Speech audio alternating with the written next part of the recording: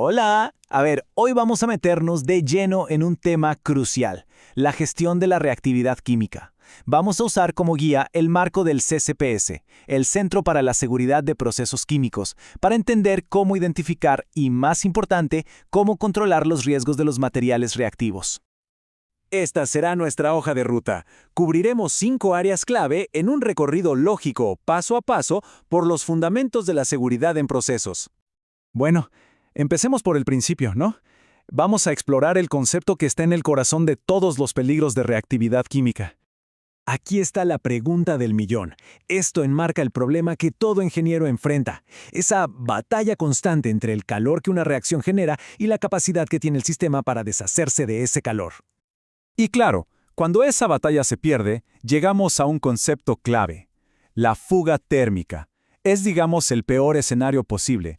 Es ese punto de no retorno donde el sistema se descontrola por completo y es precisamente lo que todo diseño de seguridad busca evitar a toda costa. Esta tabla lo simplifica de una manera genial. Nos muestra visualmente ese punto de inflexión. Mientras podamos sacar más calor del que generamos, todo bien, estamos estables. Pero en el momento en que esa balanza se inclina, entramos en la zona de peligro. Y en el estado hipercrítico ya no hay vuelta atrás. La fuga térmica es inevitable. Y la organización que nos da todo este marco de trabajo es el CCPS, o sea, el Centro para la Seguridad de Procesos Químicos. Fue creado por el AICHE, el Instituto Americano de Ingenieros Químicos, lo que le da un peso y una autoridad técnica muy importantes a todo lo que vamos a ver. En esencia, podemos pensar en dos grandes grupos de peligros. Por un lado están los materiales que son inestables por sí solos, que pueden descomponerse. Y por otro, tenemos los que reaccionan de forma violenta con otras cosas, como los que reaccionan con el agua o los pirofóricos, que se encienden solitos apenas tocan el aire. Muy bien, ahora que tenemos claro cuál es el peligro, veamos cómo se aborda esto de forma estructurada.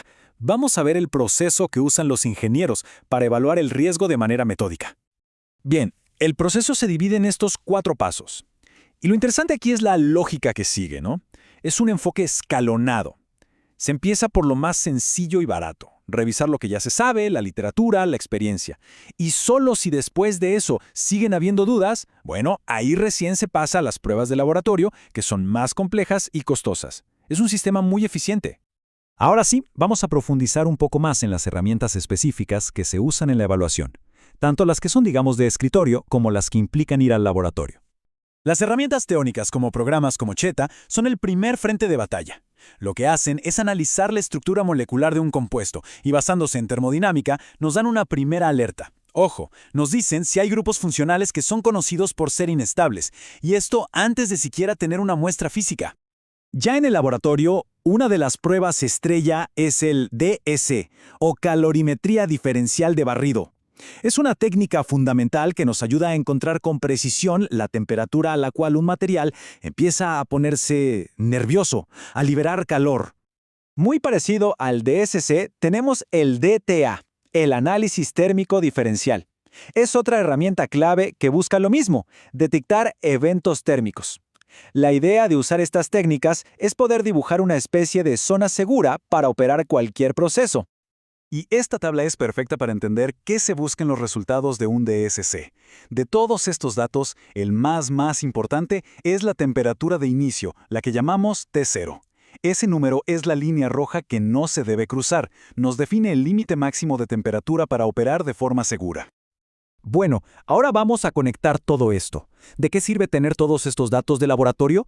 Pues sirven para tomar decisiones críticas en el mundo real, en el diseño de una planta. Porque al final todo este análisis se hace para evitar esto: explosiones y eventos de sobrepresión catastróficos.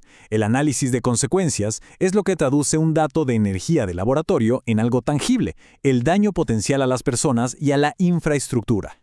Miren esta tabla, porque pone las cosas en perspectiva de una forma muy directa. Hablar de PSI o sobrepresión puede sonar muy abstracto, pero acá vemos lo que significa en el mundo real. Con apenas un PSI ya estamos hablando de vidrios rotos. Con 2 o 3 colapsan paredes. Y con 5, bueno, la destrucción es casi total. Esto nos da una idea muy clara de la energía de la que estamos hablando.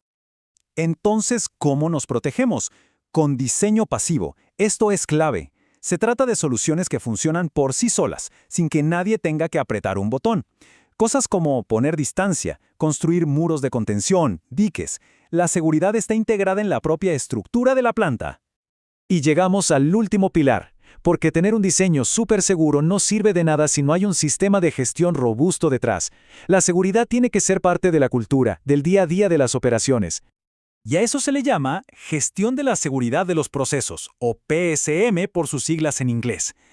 Y fíjense, no es solo un manual de reglas, es un sistema integral que une la tecnología, los procedimientos y, lo más importante, las prácticas de gestión, la gente. Dentro del PSM hay elementos fundamentales. Por ejemplo, el PHA, que es el análisis de peligros del proceso, para revisar todo sistemáticamente. O el MOC, la gestión del cambio, para asegurarse de que cualquier modificación se haga de forma segura. Se trata de crear capas y capas de protección y de un sistema que aprende y mejora con el tiempo.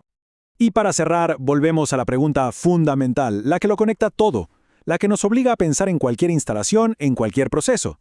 ¿Está realmente garantizado que la capacidad de enfriar siempre, bajo cualquier circunstancia, va a ser mayor que el calor que se genera? Porque al final del día, toda la seguridad de un proceso químico se reduce a la respuesta, a esa simple pero crítica pregunta.